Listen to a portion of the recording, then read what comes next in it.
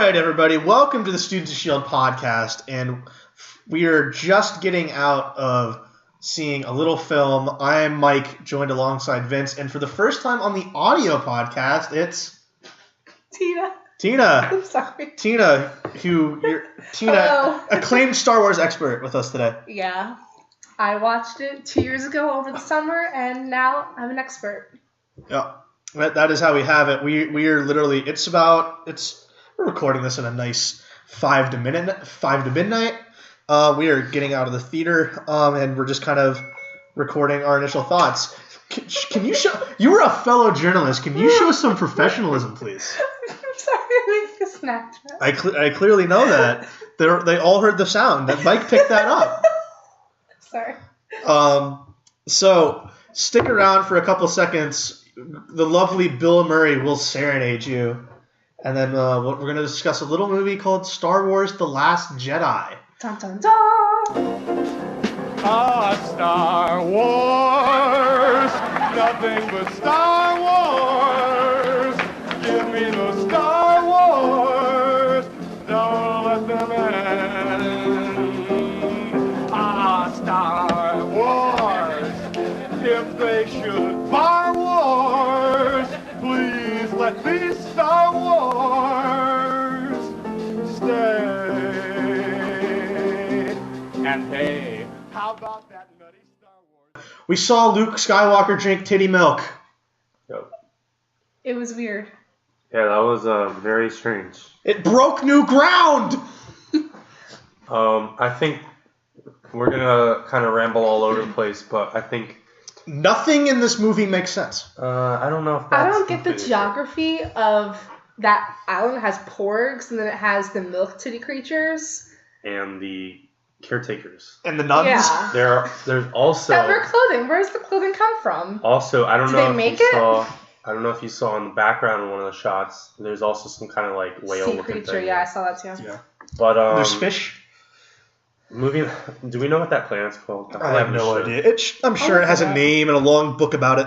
But moving away from the geography of the planet where the Jedi Temple is, which we may get. It wasn't back even the to. Jedi Temple. It's just an old Jedi relics. Or was a temple there? I don't know, because the movie doesn't explain it. No, yeah, I'm pretty sure. I think originally it was supposed to be like quote unquote the first Jedi Temple. Yeah, I remember that. But And then like as we found out while watching this movie, a lot of plans were probably changed. yeah, but let's go back to the titty milk because I think that's kind of one example of this kind of different kind of humor that The Last Jedi tried to use.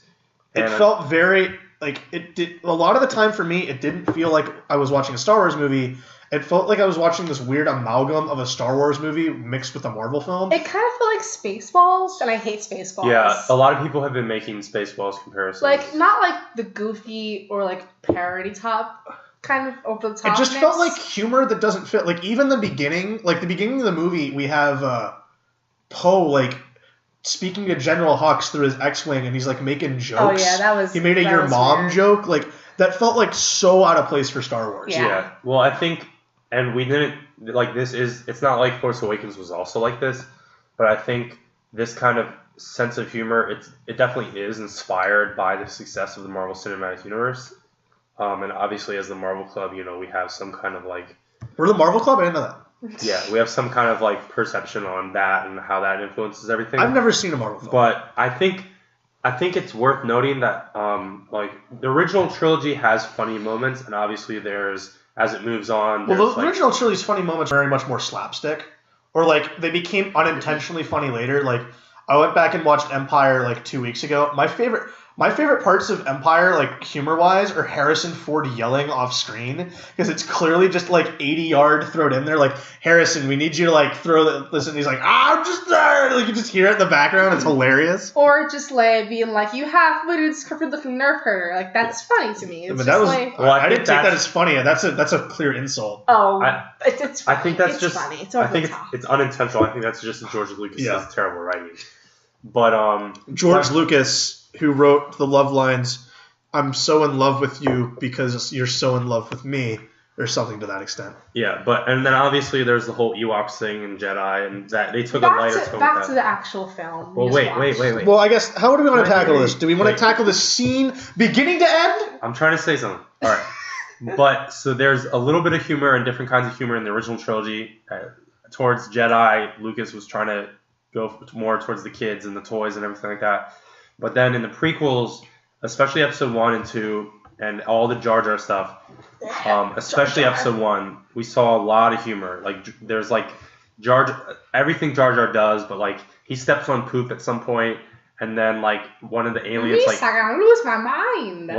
One of the I'm aliens. gonna isolate that, and I'm just gonna listen to it. That's gonna be my ringtone. Okay. One of the aliens like farts at some point, like next to Jar Jar. It's just to make it kid friendly. And I think this film did a good job of making it. This is pretty dark for a kids' film. I think it had a good balance. Yeah, it had a good balance. Well, Luke said balance. The Force is balanced, and this film is very balanced. Well, I don't think this film's very balanced. I think this film has a lot of issues. Balanced with like kid and like dark humor. Well, I think the humor elements in this are better than the prequel stuff. Better than the like very sophomore prequel stuff. And yeah. It's I not mean, cringy, this is like well, we'll get into the porgs. This is reminiscent of like Thor Ragnarok, which is one of the most recent Marvel movies. Haven't seen it yet. Which leaned really Spoiler heavy on alert, humor Thor's stuff. in it. Ooh. Oh yeah, I guess we'll get into this now. Spoilers. We're talking about the movie. Yeah, this is spoilers. Before all 4 people in the comments or 4 people that watch this are like, "Oh, you're talking about spoilers." Shut the fuck up. We're talking about the movie. Luke dies. Yeah. You know what? That's going to be the beginning of the podcast. That's how we're going to start. Okay, so how about do we want to talk? Do you want to hit on all the characters? Do you edit this part out, by the way? What? Like not really, just sort of. No, I'm not going to answer it. I'm going to edit like nothing. Oh, okay, good. All right. I'm glad I said that then.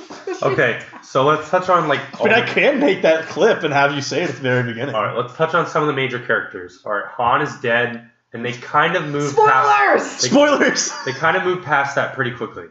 I was pissed there was no like burial or mention or just like. How are they gonna bury him? The planet he was on blew up. They had the dice. And Just he throw fell through the dice. shaft.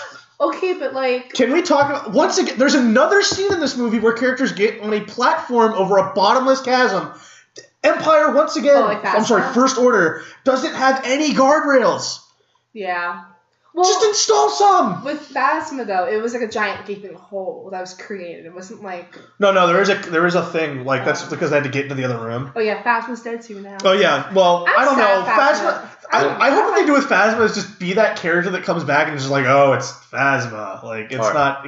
We'll get into that. We'll get into that. Yeah. Let's go character by character. I'll try and structure this a little bit. All right, Han is dead. They kind of don't mention it. Who was Han Solo? We do tell us in 5 words or less who Han Solo was. We do get Chewie. We do get Chewie hugging Leia, which was. I didn't see that scene. We get Chewie hugging Leia in the 3rd act of the movie. Yeah. And that is done. That scene is literally in there for the people that complained. I think I was crying, justified. But I did not see. Well, that's the thing. Vince and Tina were sitting together. I was on the other side with my. You were next to Vince. No, I was next to Casey. Oh, right, I was next to Casey, and then I was next to my brother Aaron, and then my nephew AJ.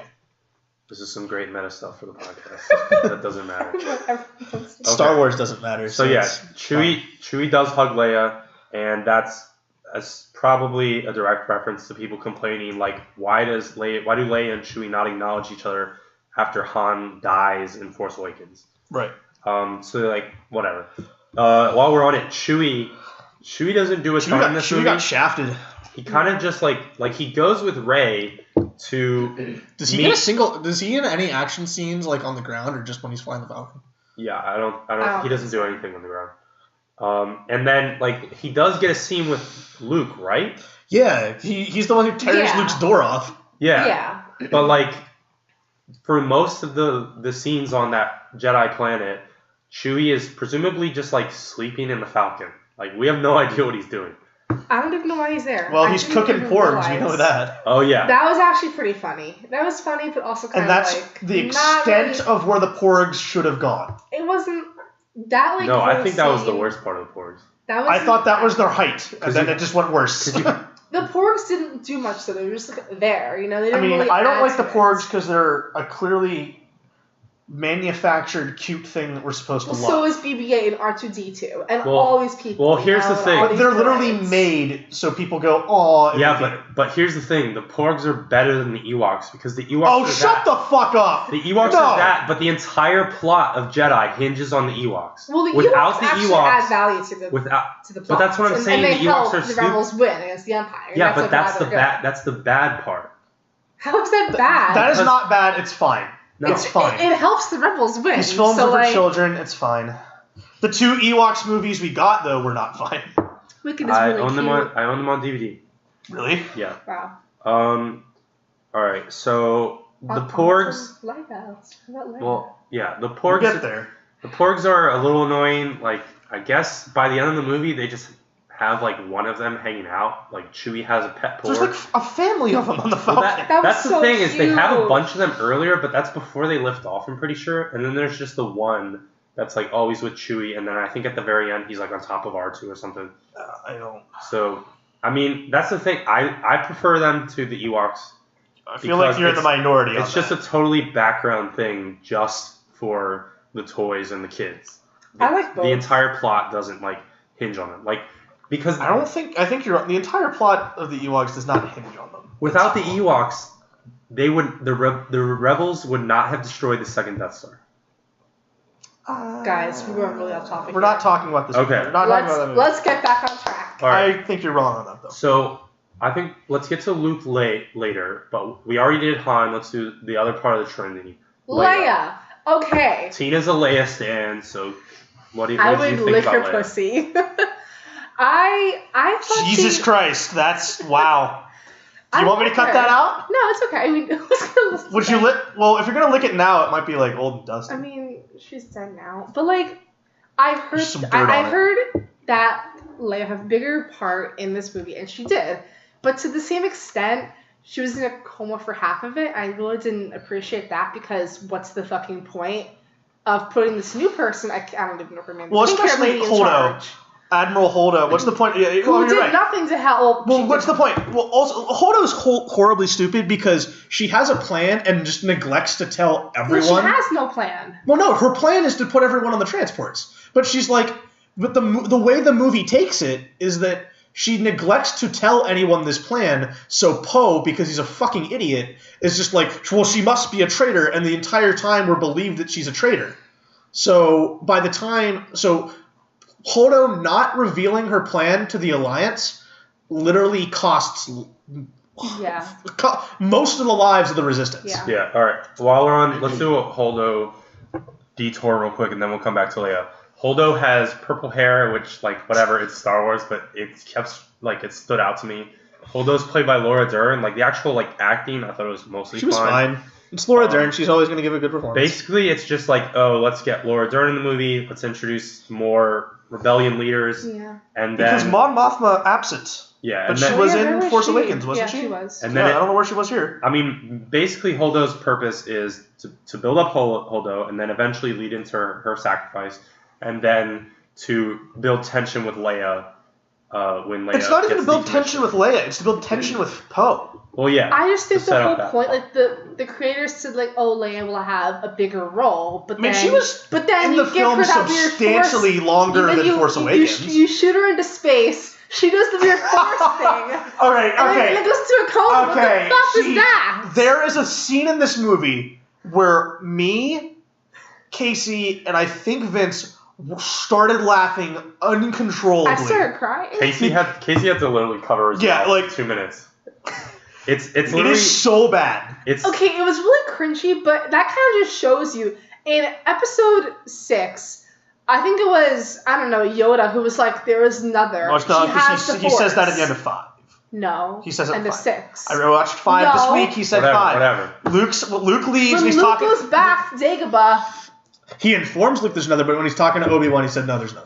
I think they and the Force is strong with Leia, this kind of, I really appreciated how, because there was always a question like, what is the extent of Leia's powers, and this actually Yeah, and I shows guess she's just a her powers. god-wielding force user. Oh, I love her. I Yeah. love her so much. So- There's some problems. I mean, with that, visually, it's literally this shooting stars meme. Like that meme is going to be up at, like within 2 days. though. It's I'll make it happen. I'll make it edit. But I think it makes sense. It's just the way they filmed it comes out of nowhere too. No, yeah, I it was think really bizarre. But I think the way they filmed it just didn't work. Like they made it really slow motion and weird. Like if they had done it differently, I think it would have worked better.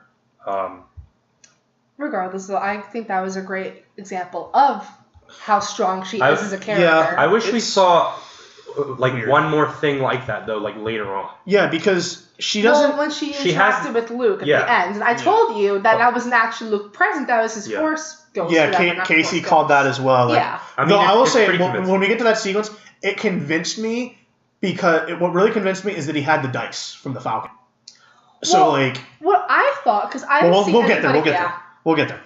right. What else haven't we talked about? Well, here, real quick. Also, apparently, I'm fairly certain Holdo has a background and grew up with Leia on Alderaan, and apparently has been in the Resistance for like forever. I have the Leia book. I haven't read it yet, but I'll Yeah, let you I guys think know it's about in that. Let us know if she's in it. Which I mean, the fact that it's like an insert character, like continuity insert, that's fine and stuff. Yeah. I think that's kind of interesting, but they never mentioned any of that in the movie. And there's like a scene right before Holdo sacrifices herself where like you see that she does have a real connection with Leia, but like with none of that in the movie, like it weakens the movie and makes the character seem more pointless. And we'll get to more of that. The problem with the character is she's made out to look like a idiot because she Yeah. doesn't tell anyone her plan. Which, if she would have just said that to Poe, then we wouldn't have lost a lot of lives for the Resistance. I didn't like her up until the whole sacrifice. Yeah, scene, and you're not because I just supposed thought, yeah, and that kind of diminished. Because I was thinking like, plot because there's something the First Order says like, we have like they allude to the First Order having a spy within the rebellion. Yeah. And I thought, it's got to be Holdo. Well, what I was saying is I think there are multiple characters, and we're going to get to another one in a bit, in this movie where there is major backstory, and for some of them it technically exists, it's just not at all in the movie, and it definitely weakens the movie for that. And I mean, that's also, that was one of the curses of the prequels as well, where it's like, what are the Clone Wars? Like, what? Well, we can go to that. What are the First Order and Resistance fighting over? Just, like, control. Why are the they galaxy. fighting? Just control. to follow through what Palpatine and Vader started, because that's Is that what it is? I think so. I think. I'll buy Tina's because I haven't heard any other No, explanation. the First Order totally works. It's that, but the Resistance is like kind of iffy. Because it's a break off of the Because- New Republic. Well, no, because after Palpatine is deposed and Vader's dead as well, the Empire is largely weakened and the Republic gets restored. And then in Force Awakens, we see the center of the Republic get destroyed again and most of them killed. And then it's like, that's why the Resistance is there. But apparently also Leia has been leading this Resistance for years separately while the Republic still exists. Yeah, I don't. Which is kind of iffy. I guess it's just, I guess maybe it wasn't technically the Resistance in the first place. It would be more effective to call the Resistance at least before Force Awakens, it's more like a paramilitary force for the Republic, like a splinter group that is hunting down the First Order. It's just because so much time passes between the original trilogy and the now, so Yeah. it's just really can't. And there's gaps, which is part of the Yeah. problem. So, all right, how much more Leia stuff? I think Carrie Fisher was really good in the movie. She was better than she was in Force Awakens. Yeah, Well, she had did a lot role. more. Yeah. The opening. You could hear her voice was starting to go a little bit. The opening scene on the main planet where she has that collar covering her whole face. That was really cool. She has a lot of. She stole nice that coat costuming. from Ryan Gosling in 2049. Yeah. She did really great. yeah. I wish, just Carrie Fisher in general, I wish they had more of a tribute. Well, yeah, that's the thing. the end. Once again, we're getting spoiler territory here. She's the only one left now of the original three But she's that's not. alive. that's technically. alive because Luke can just be a Force ghost. But Yeah. but I don't really know what her character's going to do from here because they got to find out a way to write her out and fast. It's either we got to do it at the beginning of 9, either just open 9 saying that she passed away, or we're gonna get some weird CGI. Yeah, because that's the weird thing is you have to balance that because it's kind of like Fast and Furious with Paul Walker. It's like for them, they were able to do an out in that movie. If you have in the crawl for episode 9, Leia died, like that kind of comes off as slightly disrespectful. Does it? Like I think know, it does, and so it's a really tricky situation. And I think the fans, they're not going to do full CGI. I think if they did that, people will understand why it's so difficult. Yeah, and they wrote themselves into a really tight spot. Yeah. I mean, I don't know. Because there were a couple moments in this where you could have had her just that was her out. I thought she was gonna be off. I thought she was, and we'll talk about some of the plot stuff later, but I thought she was going to stick behind near the very end. Yeah, I thought that was going to be her out. Which, honestly, that would have been a good death with her. Yeah. Well, she could have been the one that ran the warp drive and we could have kept hold of. Yeah. But the thing is, the creators or like the director didn't have that in mind in the original script. Yeah, and then like, when so, she died, that was the hiccup. And it's like, oh, we can't go back now and redo this whole scene. Well, you could. I'm just wondering, like, if Carrie Fisher was still alive, like what the direction would be for 9, because it's I would assume my prediction always coming out of 7 was that she was the one that was going to bring balance to the Force with Kylo Ren and stuff. Yeah, and like kind of transform that to being good. But I think it's out of the picture now. I think Kylo Ren will actually. I'd say be evil now, I honestly don't know evil. what this franchise wants to do with any of the new characters after this movie. All right, so moving on to the final part of the Trinity, aka the characters most Star Wars fans care about. There's Luke. He's dead! So Again! Luke plays a pretty major role in this. This is the only time he's died. Well, I already said it once. Okay. Luke plays a pretty major role in this after having like half a second of screen time and 0 lines at the end of Force Awakens. Rey tries to get him to train her. He's an old curmudgeon. He kind of doesn't, and then he does, and then he doesn't. And then he does. And you don't really see him actually train her. I would say he much. doesn't train her at all. He teaches her how to cross her legs. Yeah, but there's still, in a different context, that would be a little funny. He teaches Rey how to cross her legs. Oh, God. But it's an entirely different Star Wars movie, probably coming to Pornhub near you. I don't know. I always liked the lore of the Jedi and just the tales, and I kind of appreciated, Luke's monologue about, the balance of the I like that. The Force does not exist in the Jedi. It's with everything that exists. It harkened back to what Obi-Wan said in 4.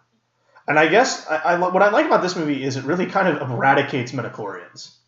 Sort of. I mean, they don't reference it at all, but it's still, mostly implied. It's just, if anything, they kind of...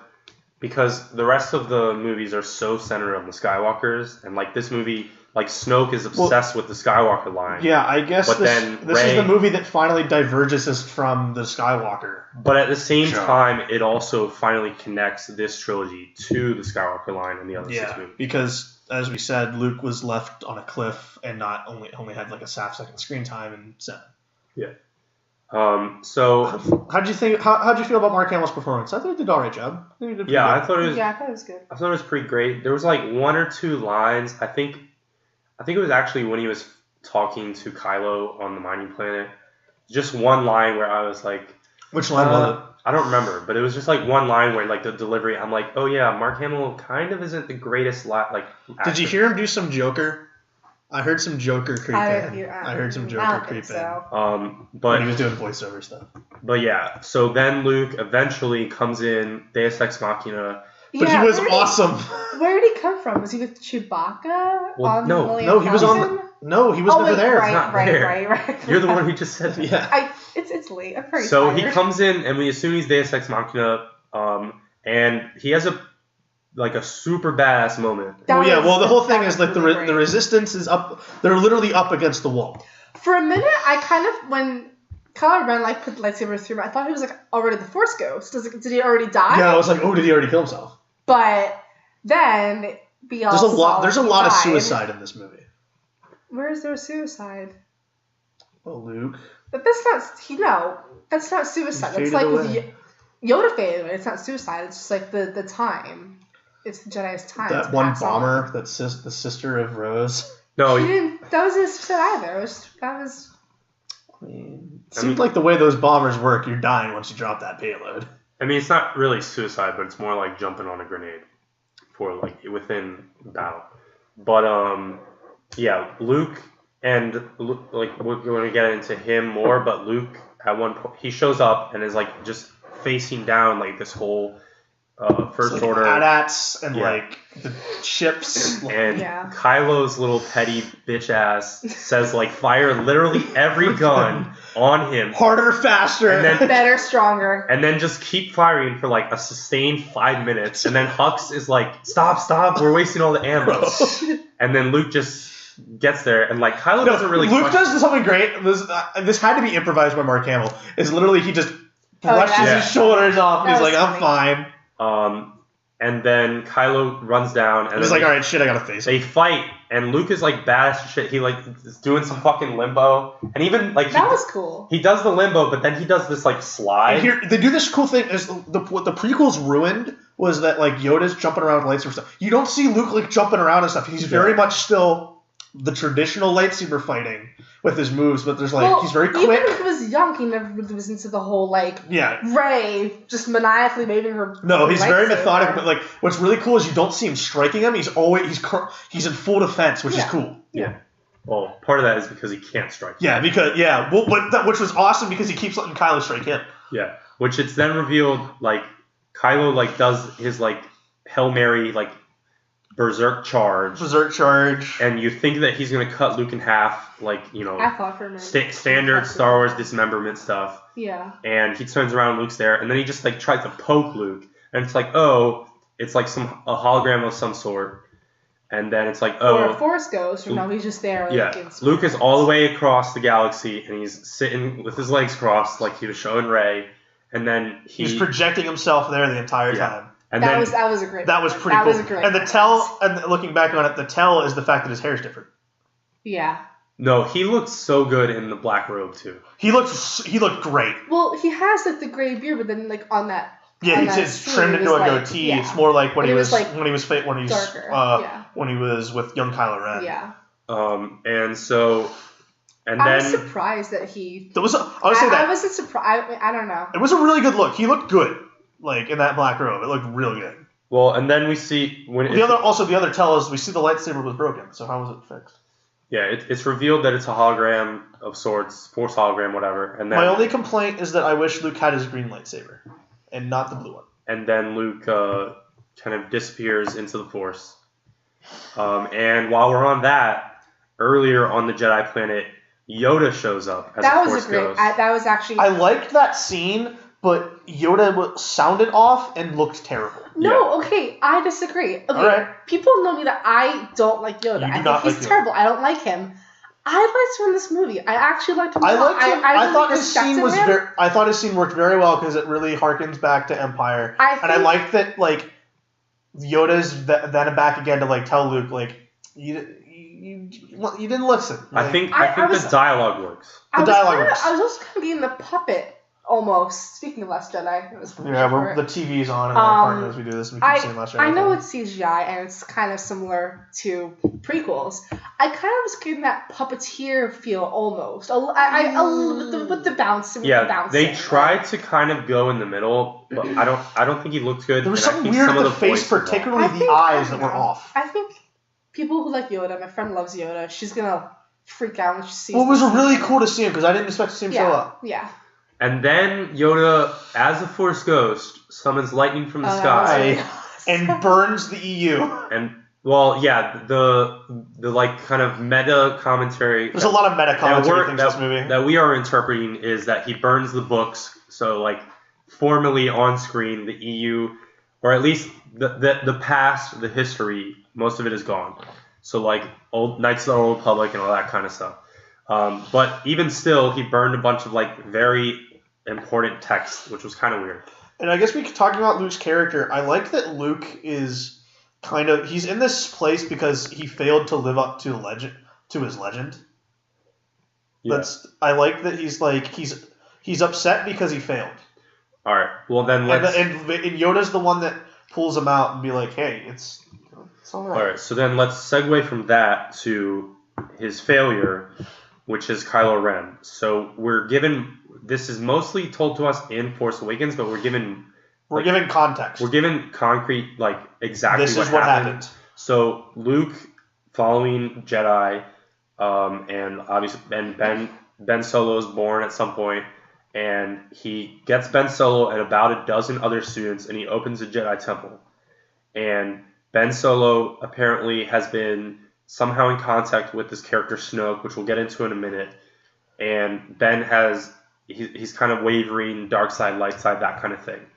And Luke shows up like in his bedroom one night, turns his lightsaber on, and for like a half second, in a pure moment of weakness, contemplates, but realizes that no, this is not the way it should be.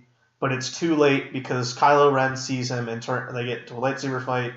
Well, not even a fight. He brings the whole house down on him, and then goes and slaughters the rest of the students and takes like they don't specify. I think it's like 5. Well, and then we assume those people he takes to be the Knights of Ren, but from that we see in that flashback in Force Awakens. But I guess we just forgot about the Knights of Ren. I have no idea where they are now. Yeah, again, this is a thing, like, is this a huge plot hole, or is it in some, like, obscure book, and then it's still a plot hole, but whatever.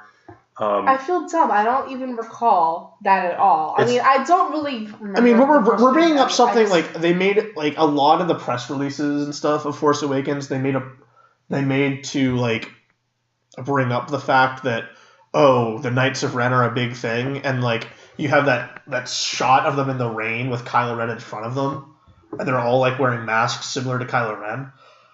So they were all meant to, like, be this huge force, and just I have no idea where they went. Yeah, it's not clear. My guess would be maybe the Resistance picked them off, and or Snoke just got bored and told Kylo to kill them. Oh yeah, I do remember this now. Or they can. I mean, we still have another movie left, so. And so the other thing is, like, Luke, there's a moment of weakness there in the flashback for Luke, but then also he lies about it to Rey. Yeah. And so. But so does Kylo Ren. He also kind of. Yeah. I mean, I don't. It's almost like in a Jedi's, like, it's almost written that Jedi is just gonna lie. Yeah. It's what does Obi-Wan like, say? They both. It's from a certain. He's true from a certain point of view, so yeah. They both tell the same story, but how, like, the angle of it is, like, who's telling it, like, oh, I was in the right, he was in the wrong, vice versa. Yeah. All right, so then let's move on to Kylo proper. I think Kylo Ren is easily the best part of this trilogy, the best character. Yeah. I think in Force Awakens, he's the only one that really has a character. Yeah, in Force Awakens, he was still interesting and fun, and you could tell he was a totally different angle of a villain than we had seen previously from, like, Vader, where he's like this very petulant, arrogant kid. And we develop more on that, but we also see through the flashbacks with Luke and everything like that, we see more depth to that. And he really just seems like a really confused kid, and he's very petty and bitchy. Like, he has the moment where we already talked how he fire all the guns on Luke, and then, like, a minute earlier, Rey shows up, also kind of slightly Deus Ex Machina with the Millennium Falcon, and he's like, shoot that damn piece of junk out of the sky, because it's his. I love how he hates that ship. Yeah. I love it. And so I think Kylo's awesome, and we'll probably get into more of the plot stuff with him I love the later. way he fights too. Yeah. I love. He has such a cool fighting style. That's a pretty good choreographed fight scene. It's pretty good. All right, so let's get into the other new trilogy characters. So. Poe would probably be the fastest and easiest. Who? Poe. Yeah. So Poe does some. I like Poe. I like Poe, but man, does he fuck up in this movie. Yeah. He is responsible for hundreds of deaths. Yeah. Well, he's also. Aren't we all? No. He's also characterized as kind of like he's the hotshot pilot. He's impulsive, but he's Han Solo. But I don't even think he's the Han Solo. Like, I wouldn't say anyone in this movie is the Han Solo. No, really, I would say. I don't know. I mean, as far as, like, just roles, like, Poe is like if they had Wedge actually do shit. Yeah. But you never got a sense that Wedge was, like, ever horribly impulsive or anything. Wedge is much more of, like, a company guy. But I like Poe. I mean, I don't think he's really in the wrong much though. I mean, by the end of the movie, and once we see the context, he's pretty in the wrong. I don't really think so. I think he's impulsive, but there is like that kind of calculus of war behind it. Because I think most of his decisions were the right decisions, even if he looks like an asshole doing them. It's really weird how him and Rey haven't met up until that last. Yeah, until that last set. That's really weird. That was like bizarre to me because they're both like main characters. And while we're talking Poe, let's talk BB-8 real quick. BB-8, we were talking about the comedy. They lean on BB-8 a lot for comedy bits in this. Well, they did in Force Awakens. But I think it's even more so here. And some of it is kind of cringy. But also, like, even the cringy parts with BB-8 are, like, badass. Like, at one point... He takes control of AT-ST. Yeah.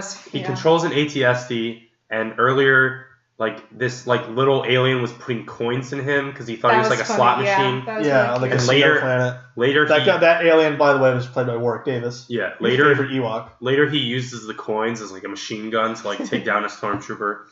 It's not a stormtrooper. It's like a guard. Yeah. But I don't. BB-8's kind of cool. I like BB-8. I think he's still like. I think he's actually like almost like. This is a large statement, but I think he's an improvement on R2D2.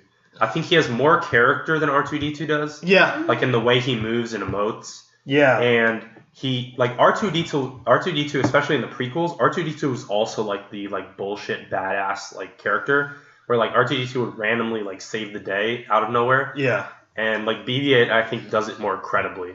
Speaking of droids, the last droid, 3PO, where was he during any of this film? I just felt like there was no real. Well, yeah, I'd say breaks. Out of the original characters, he has 4 lines. And yeah, he didn't has. Really complain at all. I mean. And I love hearing him complain and just being a bitch. I'm fine with him being kind of shafted into like small moments. He's kind of just a background rebel like assistant. You could have had more of him. And Anthony Daniels got a paycheck. What do you want to say? I just feel like with the film, you need to have 3PO. And yeah. I mean, he was there. I mean, but like we said, he's not. Give him a one-liner. He had no one-liners. He had a pretty good one. Which one was that? I liked the one where he was like, I am not programmed to follow treason. Like the door explodes, like he sees the door starts falling, and he's like, no, I'm with you. That was the one moment. But that was really it. That was really it for 3PO. And he has. Well, it's not him, but Leia is like wipe that smirk off your face or whatever. That was pretty good too. While we're talking droids, the evil BB-8 is on screen for like 5 seconds and doesn't do anything. He just does like this like the passive aggressive closes up on him. The menacing look. Yeah, he just does passive aggressive like scanning of BB-8 in a box. Yeah. And that like he was like promoted on the posters and all that kinds of stuff. You want to know why? Because you can. Well, yeah. So now you can have. If you got multiple kids, now you can have your. Yeah, it's now instead of buying 2 BB-8s, you can also buy the other BB-8 now. On the Star Wars Instagram account, they have like this whole series where it's like the good versus the evil, and like of course like you have like the good and the bad, and it's just I don't know. You have to have like the good and bad of each. So it's another toy. So let's talk Finn. Finn is probably my 3rd favorite character after Kylo and Poe in the new series. Yeah, I would agree. I think cool. Finn gets like actual like his backstory is relevant this time. Yeah. Where he knows things about First Order weaponry and layouts and things like that. And we see that he has like genuine rivalries with Phasma, who we'll get to in a bit. That was a great moment. But I partially disagree with you, but we'll get there.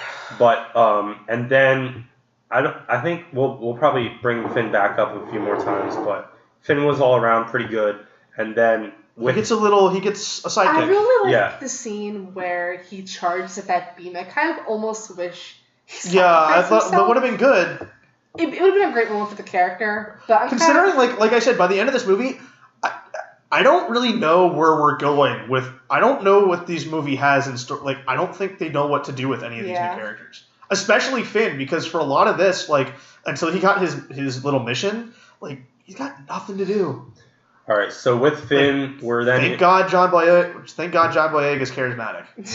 with Finn, we're then introduced to Rose, who I like Rose. who is is paralleled with the character earlier, where the opening scene is a big space battle, which is good. It was a good. Which I thought the battle was great. Yeah. And we see these new rebel like bomber ships, which functionally these ships are useless. No, I think they're cool because it's not like the Y-wing is like an actual like jet bomber. Yeah. Where they're gonna they shoot. What's cool? All right, I will say what's cool about these ones are like they're like the B-28s, or I probably got that number wrong, but like World War II bomber, where like you actually see the house shows up and they just boom, bomb, throw bombs. Yeah, that's what I'm saying. But like they move super slow.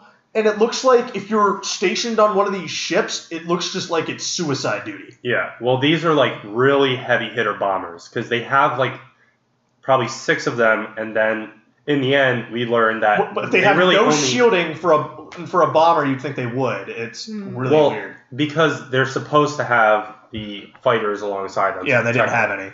And then the thing is, the rebels are like way outnumbered and outgunned in this. So. And it comes down to one bomber left, and this woman who's like the pilot ends up essentially winning this battle, or at least making a major blow for the resistance. And it's this Asian woman, and then we're introduced to her sister Rose. I thought it was Rose on the ship. Yeah. I didn't realize. And Rose is a janitor for the resistance. I thought she was a maintenance worker. Well, same thing. I think she's introduced as a custodian, which is a janitor. Okay. So is Finn. Yeah, and so then that's the parallel, is that Finn, before he was like actually like or at least when he was not on active duty as a stormtrooper, he was a janitor for the First Order. Well, isn't it implied in Force Awakens that his first time ever seeing active duty was that mission? Yeah, so on the ground, yeah. And so there's this parallel there, and they go on a little side mission, which we should probably talk about next. But that mission was stupid. It was long and drawn out. They build a relationship between the two, and I think it was mostly fine. And then in the end, Finn tries to sacrifice himself, and Rose stops him, and then they kiss, and then she passes out, and then she does survive. If it weren't, it's implied she survives. Yeah, I mean, I think it's totally clear. If it weren't for Luke, though, they'd be fucked. Yeah. Like, if it weren't for Luke, she would have totally screwed the resistance. They would have not had time to run back into the doors. Yeah. Well, even if they ran back, everyone's dead. Yeah. Their mission pisses me off because it's a great scene. It's a really beautiful. I'm not a big fan of Rose because I don't like characters like that. They're like this spunky little sidekick character that are like look up to that like all the main characters, and it's the same thing with like Gabby and for Laura, and like why I don't really like Kamala Khan that much as Miss Marvel. Like I don't like these, like, just stop looking up and like being in awe of other people. Just what about Spider-Man? Spider-Man's his own man. It's a little different, but originally he was like that. I mean, it's just, I think that's a bigger trope nowadays because so many of the people making these things are fanboys themselves. Like J.J. Abrams and Rian Johnson, they're Star Wars fans. Yeah. So it's understandable. I didn't have a huge problem with it. I didn't know, but she didn't bother me. She grew on me, so I ended up liking it. She didn't bother me, but again, just that whole like mission they had, like it served no purpose because in the end they ended up getting the person who was supposed to help them, and it almost cost them their lives. I liked Benicio del Toro. Yeah, so he was pretty good. So Finn and Rose go to this casino planet. It's a cool planet, and it's a really cool concept. Visually, it just didn't look like Star Wars for me. It looked like some other sci-fi thing. I think it was. I liked it. I liked it, but it was weird. I also think the scene goes on way too long, and Lando should have been there. That would have been the perfect time to put Lando in. Yeah, that whole sequence went on too long, and then I think Benicio del Toro is good. He does this weird stuttering thing. He gives himself a stutter. And then I have to say that's all Benicio del Toro, just adding depth to his character, which he has little to work with. The casino planet sequence, that's also where we get a little bit of social commentary, which a few of the reviews were hyping up prior to the general audience seeing the movie. And I was a little bit worried because I was like, oh, is Star Wars going to try and get super political and cringy? I thought it was handled fine, and I think it also was good for the movie. And also, even earlier in the movie, in the space battle, I think this movie, more than really anything but Rogue One, is you see the actual consequences of war. but it's also not like over the head. It's just that they actually show like they're actually showing the people dying when their ship gets like shot down, which I think oftentimes before it was like, oh, you saw them get shot and then they go down, but they didn't necessarily like focus as much on the actual like deaths and ramifications, which adds more stakes to it.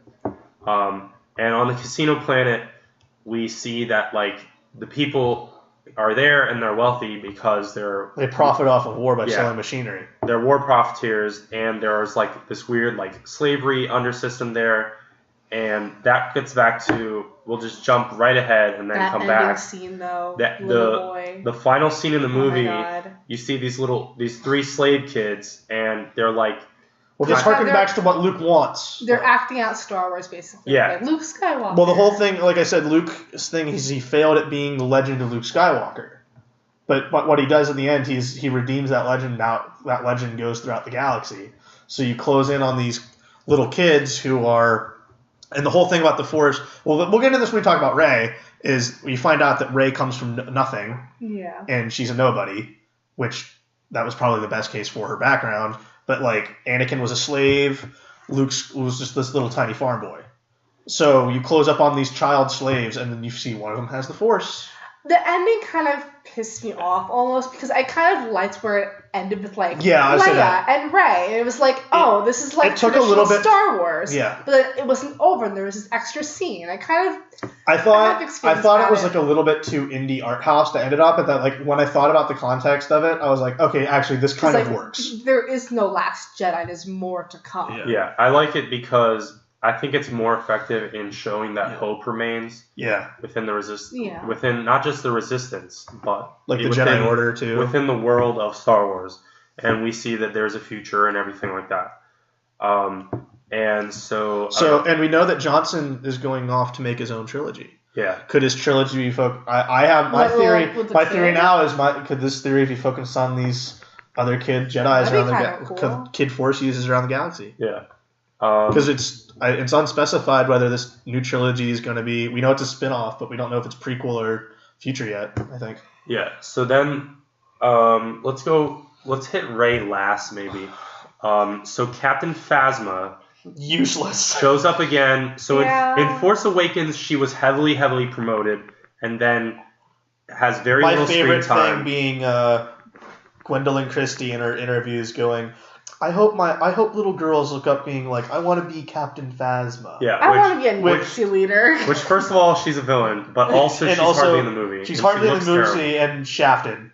Yeah. And once again, she shows up. It was cool how we saw her face though through that mask. That was cool. So she's wasted though. Yeah. So she's back here, and we see that she's back, and this is the time to redeem her. Let's make her the badass that you Boba promised. Fett. It's like Boba Fett with the fucking Sarlacc. I mean, that is the parallel. But Boba Fett is cool. I mean, here's the thing is that I think we see that she has a genuine grudge with Finn. And then we get a fight, and the fight is great. Fight is good. And then she just goes out. Sarlacc pit. And I think the Boba Fett is actually totally... The Boba Fett comparison is actually totally legitimate because, I mean, obviously Boba Fett is an awesome design. So is Phasma. But a lot of the, hardcore... I like how Rose tries to shoot at Phasma, and her armor just deflects all of the laser. Hardcore Star Wars fans really like Boba Fett because of how much he was built up in other stuff. Yeah. And like the holiday special. His first appearance. Phasma literally had a full-length novel come out just about her. And apparently she's similar to I think she was some kind of slave kid. Yeah, Hux finds her. And Hux finds her and makes her his right-hand woman. But the thing is, and maybe she is a really cool character. And I think they have also done some things with her in the comics recently. But again, when none of that's in the movie... And the general audience isn't going to be reading a whole novel or comic books. I think she'll come back. That's the thing. Burn. It feels I feel Darth Vader almost. He was burned alive, and he's still okay. Because Star Wars has this thing where you can keep bringing people back. It's almost like a trope. It's almost a trope or a meme at this point. I guess Phasma's going to come back and just easily get. I think she'll come back. But I feel like the more times you bring her back and they just easily off her, it's just comical at this point. It actually does the character worse. Well, for the time being, at least, she was again misused. Yeah. Yeah.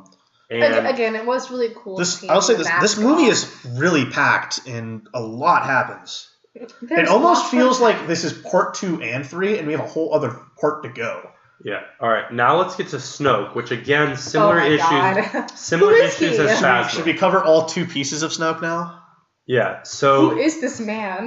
we saw Snoke. Who was this man? We saw Snoke in Force Awakens, and he's built up as this very threatening thing, and he's like Kylo Ren's master and everything like that. And I mean, I think he gets some good lines. Leader of in the this. First Order. He gets good lines in this, and there's that whole thing where like he's like obsessed with the Skywalker line, and he questions whether Rey's a Skywalker, and he does this good thing where like he's basically negging Kylo Ren, where he's like inspiring Kylo Ren by like putting him down. Yeah. It's an interesting dynamic, but we get literally no background whatsoever on Snoke, who he is, where he comes from, how he's a Sith. Is he even technically a Sith? I don't even know. And so again, We know he can use the Force. yeah, and so maybe that would be in some comic book or I feel like we're novel. getting a Snoke novel after this because literally he's off in 20 seconds. Yeah, but again, within the context of just the movies, he's totally pointless. At least his backstory is not remotely explained. Yeah, I love how every person's theory for 2 years of who is Snoke and who are Rey's parents, everyone was wrong. Yeah. It's kind of amazing, and I almost applaud them for it. I applaud them for it on Rey, but on Snoke, when you have this character who is the leader of this giant evil army, and you don't give any context of who he was or where he came from, that's a problem. Yeah. And so now let's move on to Rey. I think Rey she improved. I liked her more in this movie than in Force Awakens. Same here. Yeah. You see, In like, Force Awakens, she was just a Mary Sue. So- She was perfect well, and had Sure, no in flaws. Force Awakens, she's the best at everything because she's the best at everything. At least we saw in this movie she has a dark side. She Yeah, can explore that dark side. yeah, I think even beyond the Mary Sue thing, like, she didn't have a ton of depth, which that's slightly separate from the Mary Sue argument. In this one, we see, like, there's actually some interesting parallels between her and Kylo Ren, where she also has That was this a really impulsive good side. dynamic. Yeah. Yeah. Where, like, she's almost as, like, Yes, sorry, Reylo fans. It didn't happen. It almost I thought did. it would. I Yeah. kind of wished it I thought did. they were going to go to it because, like, after Reylo- that fight scene, Reylo was pretty close. They held hands at one point, and then their faces got pretty close. she did see him shirtless. And then Yeah. And then there's a good fight scene where, well, first, so Snoke basically has Rey in like a forced chokehold, and Kylo's supposed to kill her, and Kylo turns on Snoke and sneak attack kills him. And then Right. Kylo and Rey team up and kill a bunch of Snoke's guards, and then, That's true. but then we quickly see, oh, Kylo Isn't wants to just really- replace yeah. Snoke, Yeah. like in a Sith way. I love how she threw him the lightsaber and, like, he caught it and just, like, Yeah. turned it on. Yeah, That was that's cool. probably the best action scene in the movie. It's really, really good. Even though at the same time, like, I mean, granted, this is the first time we saw the guards, and it's not like really the original Crimson guards. I will say the use of Set up red that in well. that scene was very well done. It was beautiful with the It was a reflections very on the well floor. laid out scene. A But lot of the shots in the film were very, very beautiful. I thought with like the whole. It's a pretty looking movie. I mean, that's what happens when you got and an unlimited budget working on it. It should look pretty, but Yeah. yeah, we can't get a Yoda that looks good. But He was puppet like. so Kylo, he has a slight redemption, and it's like good, like cool with Rey for like a minute, and then he's like, no, I want to destroy the Jedi, the Sith, the First Order, the Resistance. He just wants a clean slate. I everything. think he's trying. He's still not sure because when he was gonna shoot the ship with Leia on it, he saw was, and he her pussied out. he didn't do it. And again, when Rey was gonna die, he didn't kill her. You know, he killed Snoke with that one little. That was it. That's the thing is now, but the thing is everything past that now it's like to the 10th degree where you can't redeem him now yeah, you can't. because Finn and Poe, like Rey, whatever, she might still have this thing where it's like you're conflicted inside, and like maybe he'll have a Vader-like moment at the end of 9, but it's not like he's going to join the. He's not going to be hanging. He's out not going to be Finn hanging and out with them at the end of this movie. At the end of episode 9. But Rey, I think Rey was a lot better. She was interesting. you got more of a sense of like she has a unique fighting style. She's becoming more. Her unique fighting style, Vince, Jedi. is flailing her lightsaber around like my 9-year-old nephew.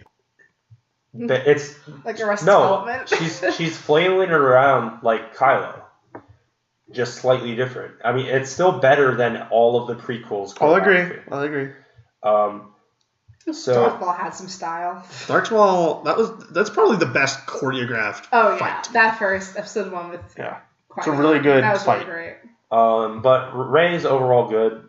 Obviously, maybe at the end we'll see. I mean, Mike has said a few times, like, where do some of these characters go forward? Yeah, Maybe Finn we'll touch in on that, particular, yeah. I have no idea. Poe is a pilot, so you can always do something with him. Rey, I really don't know what they're gonna do with Rey. Like, Well, it's just like, where is the plot going? yeah, like because Snoke is dead now. What's the it felt plot? like such a clean slate in itself. Like this felt like this felt like 2 and 3 of a story, but it's only 2. Like, what are you gonna do with 9? Like, if Kylo Ren wants to become like the super leader, then who is like the new Darth? You know, I was talking to Who Vince is in the that car gonna about be this. He's like, Kylo's new big bad. I'm like, Kylo doesn't feel like the big bad. Like, yeah.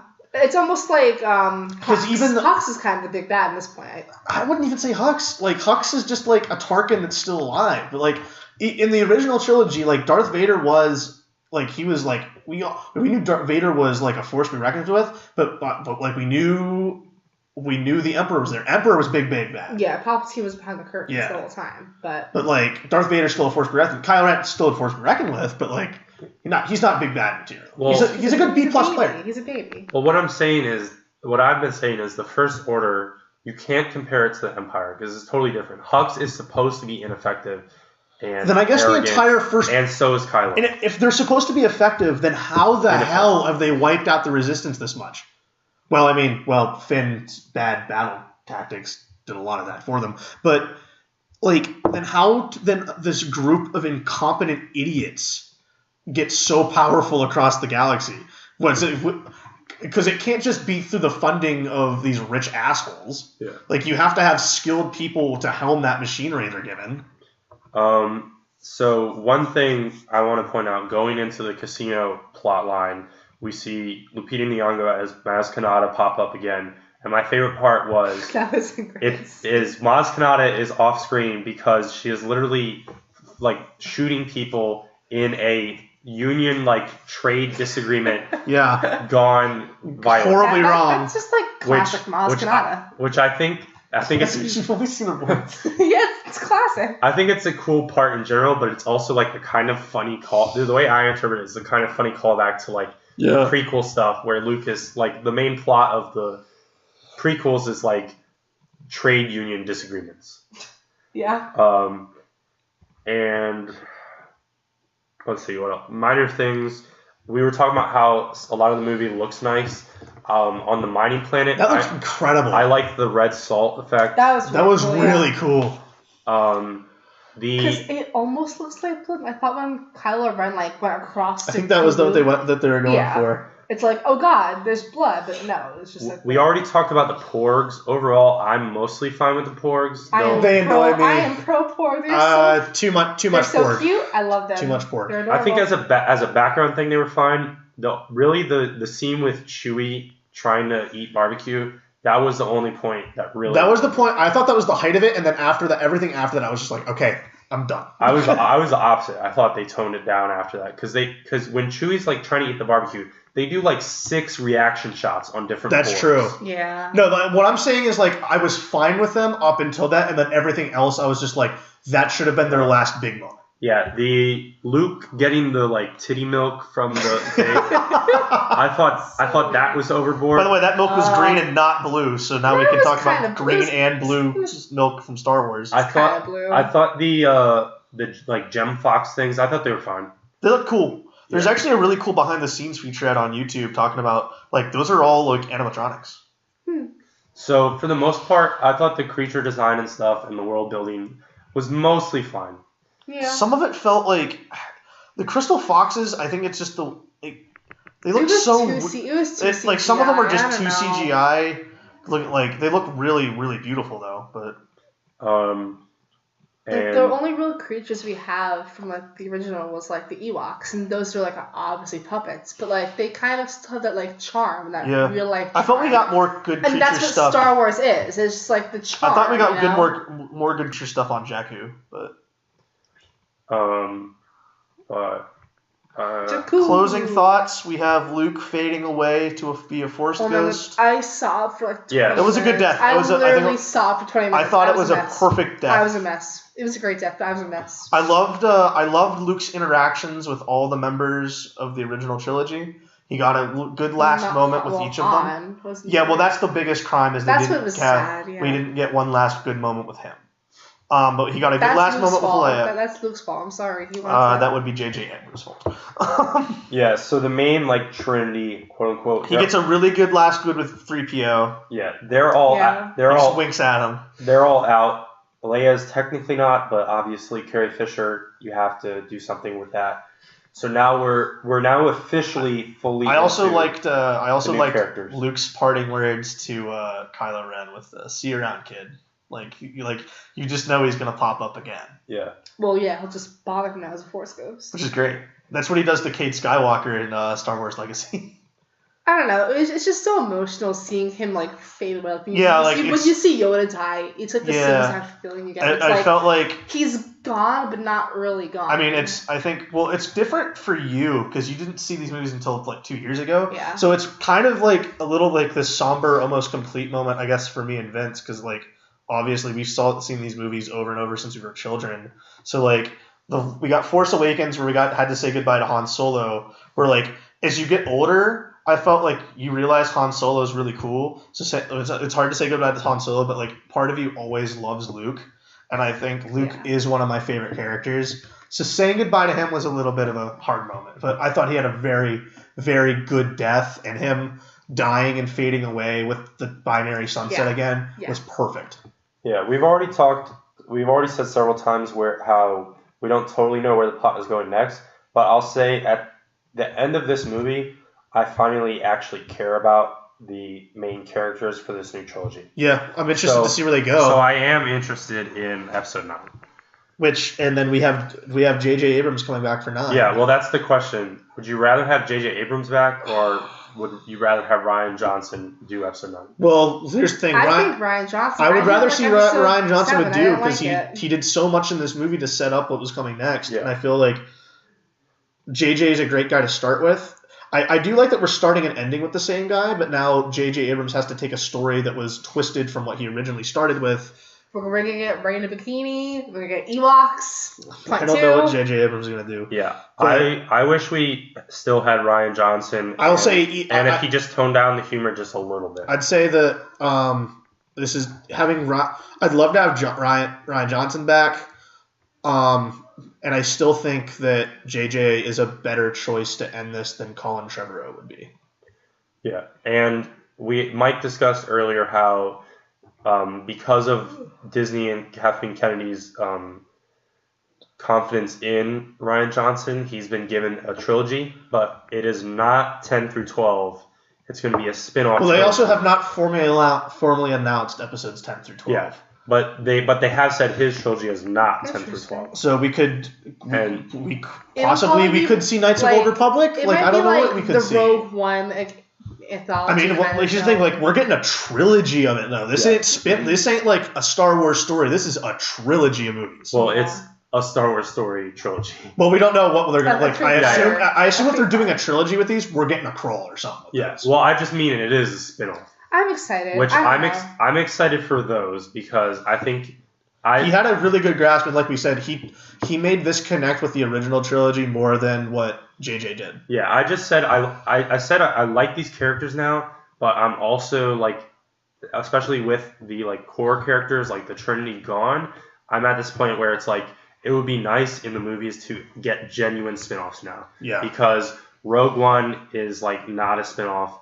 I mean, it's a spin-off, but it's just filling in a gap. And Han solo movie, I don't care. Who knows how that'll turn out, but I don't really care. Like, if we can get actually... I want a Bounty Hunters movie. Yeah, if we can get really interesting Where's my spin-off Leia movie? No one wants that. I want that. I mean, I'd rather have... I don't know. I mean, I want a Bounty Hunters movie. Ewan McGregor's still old enough to do Obi-Wan. I'll take an Obi-Wan movie.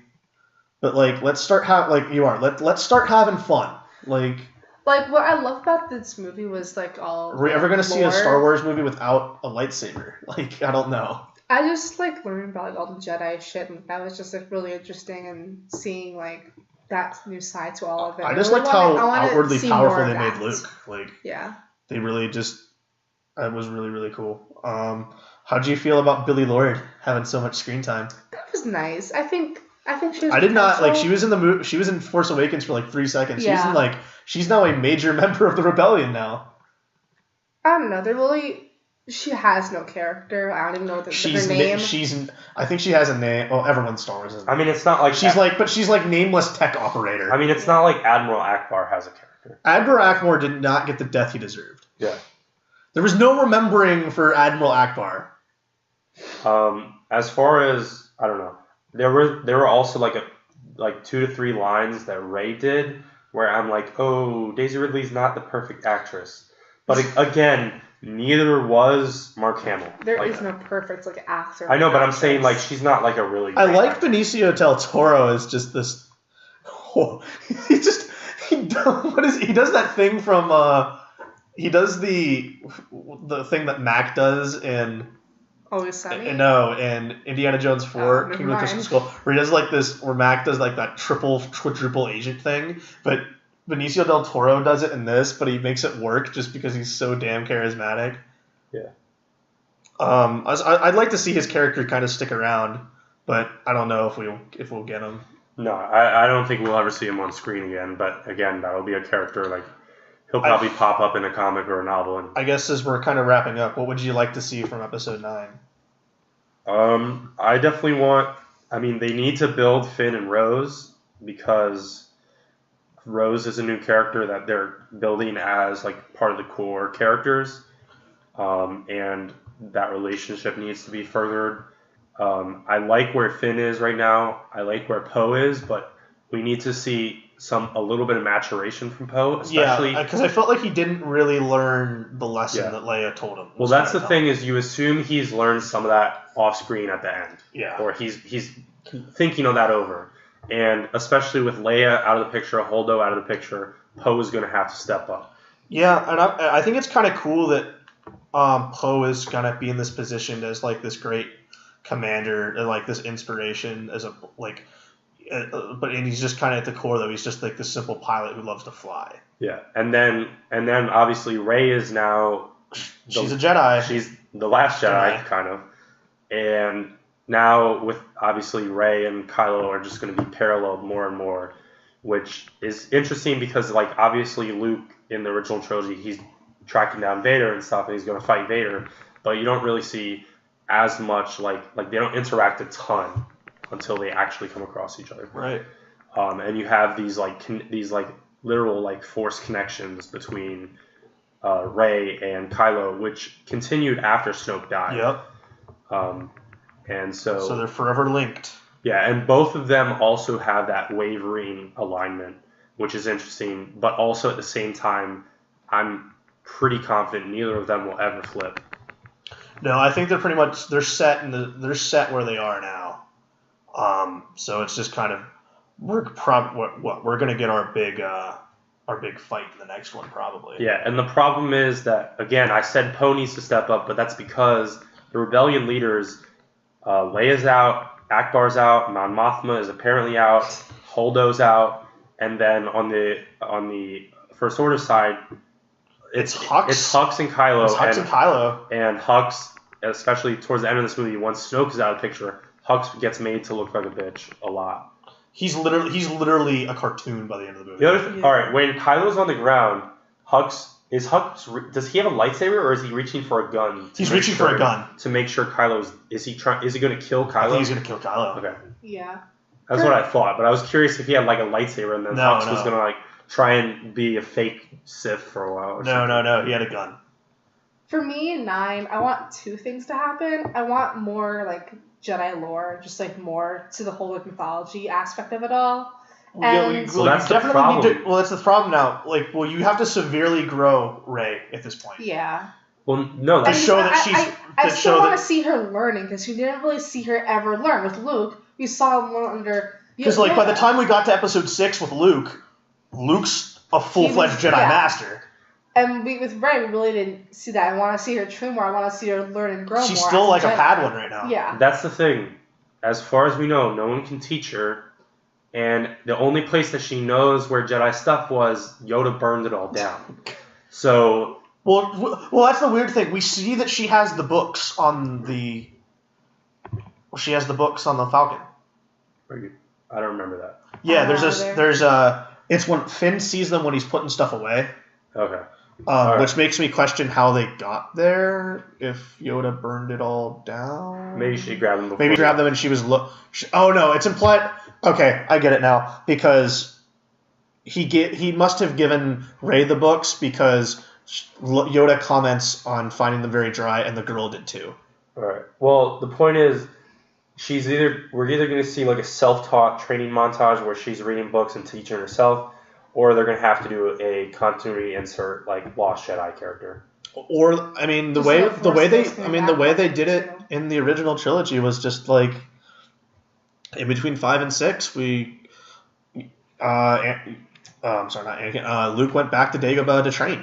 So you can just say in the crawl of the next one, Rey has been studying to become a Jedi Knight, and now is a Jedi Knight with the help of the ghosts of Master Yoda and Skywalker. I want to see the other Master Skywalker. That would be cool. That'd be really cool. That's the thing, is because like George Lucas in the special edition of Jedi, he puts in Hayden Christensen, right? And like. As much as I don't really like Hayden Christensen, he's not doing much right now. All that stuff, like Vader was redeemed, right? And so you think Luke would be hanging out with his Force Ghost dad? What if at some point? Kylo Ren? I don't think he was because remember it's said that he cut himself off from the Force at the beginning of the movie. Well, yeah. What if Kylo Ren teaches Rey the ways of the Force? The trailers imply that happens. Yeah, play that. But the movie didn't follow through on that. I don't know. But second, with Kylo Ren, we saw the whole side of his backstory, and we saw how and why he is this dark, twisted soul. How like his uncle, betrayed him, all that bullshit. He was just evil. Like they came out and said that. Yeah, he was just evil the whole time. But we never see like him with his family. I really still want that aspect of like I know it's impossible now to like have that. Even Leia is just like he's not my boy anymore. But like I still want to have like a flashback to them raising him or like a little baby Kylo Ren and just like him happy at one point because he was happy at some point. I really want to see that aspect. Yeah, well that's just the problem of how much later these movies are being made from the original trilogy and even from the prequels, is that you can't do and like you need to fill in the gaps with novels or comics. Yeah, and eventually they'll get to that stuff. Hopefully with like quote unquote new EU stuff, but it's not going to be the same to either the original EU and once again to what they could have done. And for the general audiences, you need to put that stuff in the movies because most people, after watching this, aren't going to go buy the newest Phasma novel and go read it. Yeah. I just want to see like a little flashback of actually probably the whole family happy and everyone's good. I mean, just a cute little montage. All right, let's kind of close this up. Overall, I enjoyed the movie. I think I enjoyed it, but like I feel like it's like the last couple Star Wars movies that have come out. I think it's give me enough time, and I'm just gonna start. Like I said, there's a lot wrong with this, and it's gonna be with time as all of them, or is it gonna catch up to it where I'm gonna be constantly asking for questions that just there's never gonna be answers to. But I have to say I liked this more than Force Awakens, and I liked this more than Rogue One because like you said, it felt the most like a movie that's rooted in the original trilogy. Yeah, for me, this is a vast improvement over Force Awakens and Rogue One. I have tons of nitpicks, but I also really enjoyed it. For me, and this is a hot take, and again, just like Mike, this might change over time, but for me, this is my third favorite Star Wars movie. I think this is better than Jedi. No. For me, it's Empire, New Hope, this, then Jedi, and then who knows what else. Yeah, see, my problem with me is, like, as a kid, my favorite was Return of the Jedi, so, like, my favorite is Return of the Jedi, and then, like, I go 6, 5, 4, and then this, but, like, I like all those For me, movies. it's 5, 6, 4, blah, blah, blah, blah. Yeah, like I said, it's just, it's actually kind of weird. We have, like, different, I think all of them, ours are flipped a little bit, but... Alright, so Tia, overall thoughts? I thought it was great. I loved the visuals, just like a lot of the opening shots and the scenes with the binary stunts with Luke's death. That was really beautiful. I loved a lot of the John Williams' music, I think, was a little bit better here. Yeah. But a lot of it was more recycled stuff. Too much comedy. Too much comedy. I agree. You know, it's a Star Wars film. It's for kids, but it's also for, like, adults who just want to, like... I mean, my 9-year-old nephew was sitting next to me. He enjoyed it. I mean, he looked after me. He looked over to me after that. He's like, Uncle Mike, I have a new favorite one. So he liked this one. That's so good. I mean, I enjoyed it. I thought it's a good, fun ride. I didn't come out of it, like, absolutely hating it or just being like, I think I remember walking out of Rogue One just going, all right, that happened, I guess. But, like, I much more liked this one coming out. And just for me being, like, a huge Leia fan again, I just loved, even though it's over the top I'd say really this silly, was probably the best she was in any of the movies, I think, for me at least. I don't know about that, but I just... Having that last scene where, like, she, you know... I like how she was, like... the Force and she has that power in her. The part where, well, that was bad. I'm going to forever laugh at that just because it looks bad. It's bad, but I love it. I love it. I like how, like, even, like, 65-year-old Carrie Fisher is... She holds the blaster gun. Yeah, she's, like, right at the front lines holding a blaster. That's awesome. I love her. That's why I just love her. I just love Leia. She's in this huge, lavish outfit, and she's still holding a blaster rifle. That's pretty cool. Yeah, I just love Leia. Closing thoughts. I guess we saw... What's your favorite weird thing we saw? It has to be... The milk. It has to be Luke and titty milk. Anything else we can think of? I love the scene where that creature... I like the coin slot. Yeah, I like that. It's funny. Vince, you gotta share one. We gotta end. We each shared one. Mine's titty milk. Hers is coin BB-8.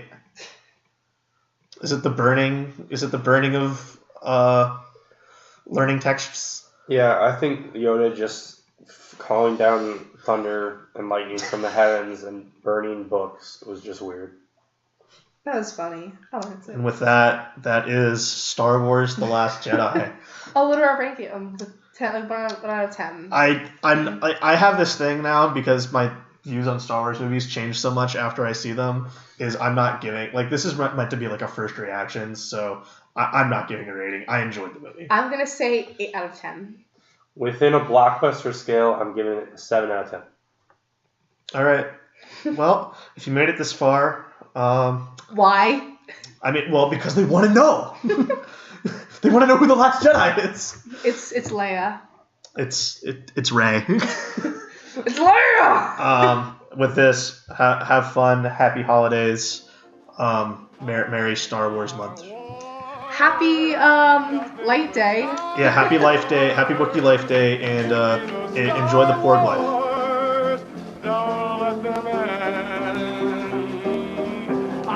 Star Wars.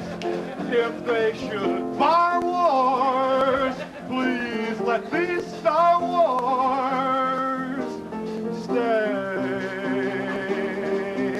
And hey, how about that nutty Star Wars bar? Can you forget all the creatures in there? And hey, Darth Vader in that black and evil mask. Did he scare you as much as he scared me? Ah, Star Wars! Those here in Star Wars! My 7th winner up here! Star